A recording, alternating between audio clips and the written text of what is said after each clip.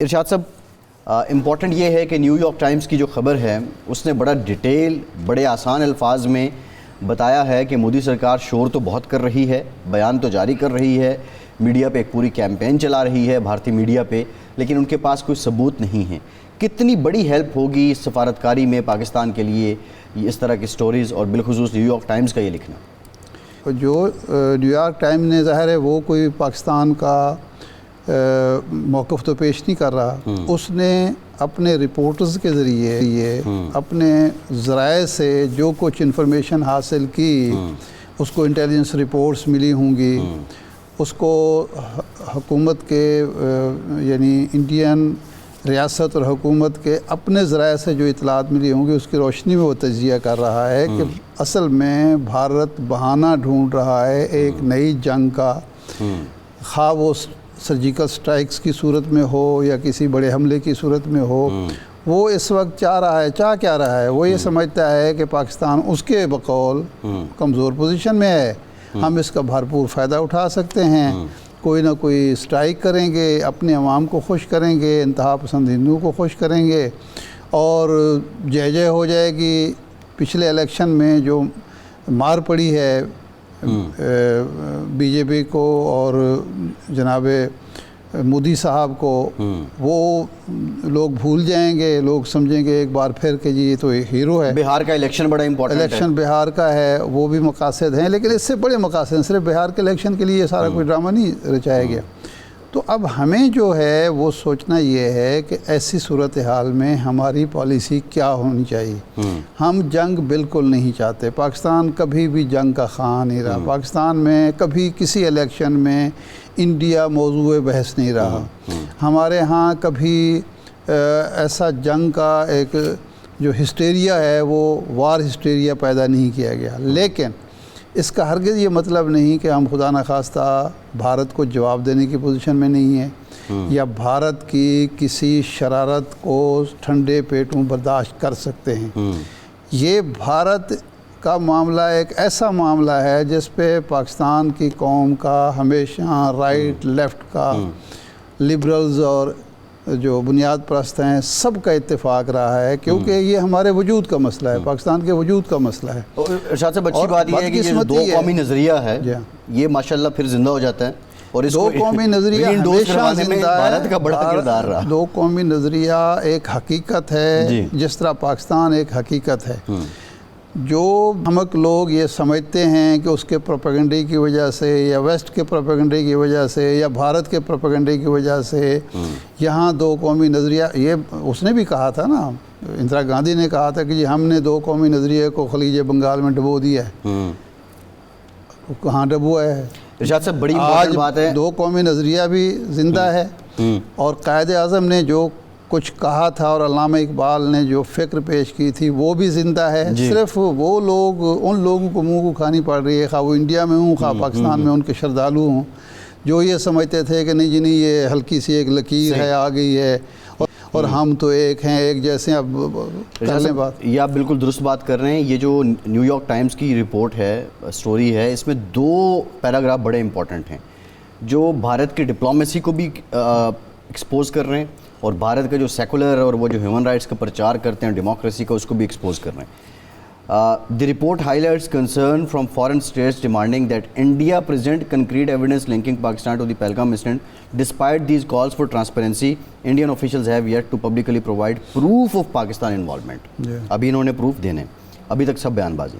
دوسری جو امپورٹنٹ بات ہے، domestically the Indian government has intensified its crackdown in Kashmir, leading to increased human rights violation. According to the New York Times,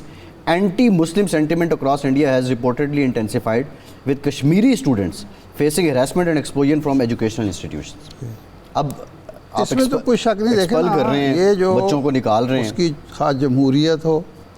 اس کے خواہ انسانی حقوق کا پروپیگنڈا ہو، اس کے جو بھی معاملات ہیں وہ ہمیشہ مشکوک رہے ہیں، اس میں کوئی شک ہی نہیں ہے۔ اب ہمیں اس پر خوش ہونے کی بجائے کہ بھارت انسانی حقوق کی خلاف ورزی مزید بڑھا رہا ہے، مزید کر رہا ہے، یا اس کی جمہوریت ایکسپوز ہو رہی ہے، ہمیں اصل میں اپنا گھر ٹھیک کرنا چاہیے، اور ہمیں بھارت کے مقابلے میں بہتر انداز فکر ہمارا ہونا چاہیے۔ انسانی حقوق کے حوالے سے کوئی انگلی ہم پر نہ اٹھ سکے، ہماری جمہوریت کے حوالے سے کوئی انگلی اٹھ نہ سکے، ہم اتحاد اتفاق کے جو بھی تقاضے ہیں جس حد تک ذاتی انا، یہ باہمی لڑائیاں، گروہی لڑائیاں، نسلی لڑائیاں، مسلکی لڑائیاں، ان سب کو خیر بات کہیں، ملک کی خاطر، اپنے نظریے کی خاطر۔ یہ جو جنگ ہے یہ صرف ملک کی جنگ نہیں ہے، یہ نظریے کی جنگ ہے۔ ایک اسلامی جمہوریہ پاکستان، ایک اسلام کے نام پر بننے والی ریاست مسلم پاکستان جو ہے اس کی جنگ ہے۔ اس لیے ہمیں ہمارا یہ فرض بنتا ہے اپنے طور پر، اس سے قطع نظر کہ بھارت کیا سوچ رہا ہے، اس سے قطع نظر کہ بھارت کے بارے میں لوگ کیا سوچ رہے ہیں، اس سے قطع نظر کہ بھارت کی کیا خامیاں کیا کمزوری ہیں، ہمیں ایک آئیڈیل ریاست ہونا چاہیے، ہمیں ایک مثالی ریاست ہونی چاہیے جو علامہ اقبال کے پیش نظر تھی، قائد اعظم کے پیش نظر تھی، اور جو ہمارے فرائض کا حصہ ہے۔ ارشاد صاحب، وہاں پہ تو اس وقت یہ عالم ہے، میں رپورٹس دیکھ رہا تھا کہ ایک لیڈی ڈاکٹر نے، شی واز گائنیکالوجسٹ، اس نے ایک مسلم خاتون کا علاج کرنے سے انکار کر دیا موجودہ حالات کی وجہ سے، اور تو حالات بہت پتلے ہیں، اور پھر جو وہاں پہ سوشو اکنامیکل ڈفرینسز ہیں وہ بھی بہت آگے نکل گئے ہیں۔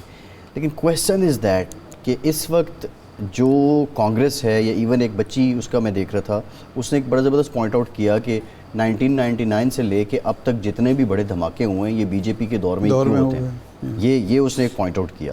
دوسرا، آپ کیا سمجھتے ہیں کہ اس طرح کا ایک مس ایڈونچر کر کے یا فالس فلیگ کر کے آگے بھی مودی کنٹینیو کر سکے گا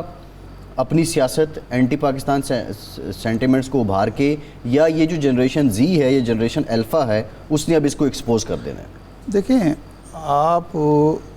اس بات کو ذہن میں رکھیں کہ وہاں 75 سال سے 76 سال سے 77 سال سے جو تربیت ہوئی ہے اس قوم کی،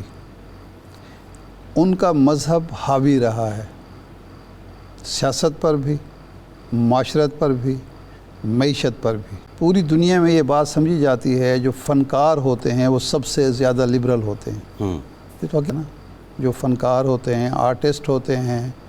وہ سب سے زیادہ لبرل۔ لیکن کیا وہاں کے جو فنکار ہیں وہ لبرل ہیں؟ صحیح ہے، آپ کے سامنے ہے، بالکل ٹھیک کہ کیا رویہ ہے ان کے فنکاروں کا، کیا رویہ ہے؟ بالکل۔ ارشاد صاحب، ایک ڈیولپمنٹ ہوئی تھی، سعودی عرب کے وزیر خارجہ انہوں نے رابطہ کیا تھا جے شنکر سے بھی، پاکستان سے بھی انہوں نے رابطہ کیا، چائنا کی سٹیٹمنٹ بھی سامنے آئی، ٹرمپ نے تو کہہ دیا کہ دونوں کے باہمی مسائل ہیں، اور وہ جو 1500 سال سے، اب یہ مجھے سمجھ نہیں آ رہی کہ 1500 سال سے انہوں نے کیوں فرمایا ہے، ظاہرہ ہے امریکی پریزیڈنٹ ہے، اتنے کا علم تو ہو نہیں سکتے، لیکن بہرحال کیا یہ بھی ویسے ہم نے فرض کیا ہوا ہے کہ امریکی پریزیڈنٹ کو سب چیزوں کا پتہ ہوتا ہے، لیکن یہ تو کامن ہے ارشاد صاحب، ہسٹری مطلب 1500 سال انہوں نے تو کہا 1000 سال سے لڑ رہے ہیں، حالانکہ میرا خیال ہے ان کو شاید بھٹو صاحب کی سٹیٹمنٹ دکھائی گئی ہوگی کہ ہم 1000 سال تک لڑیں گے، انہوں نے سمجھا کہ شاید 1000 سال سے یہ لڑائی چل رہی ہے، تو انہوں نے سوچا ہوگا کہ میں چھوٹی موٹی جنگیں تو بند کرا دوں گا، یوکرین کی، غزہ کی، دوسری یہ تو 1-2 سال کی جنگیں، تو یہ 1000 سال والی جنگ میں کیسے بند کروں؟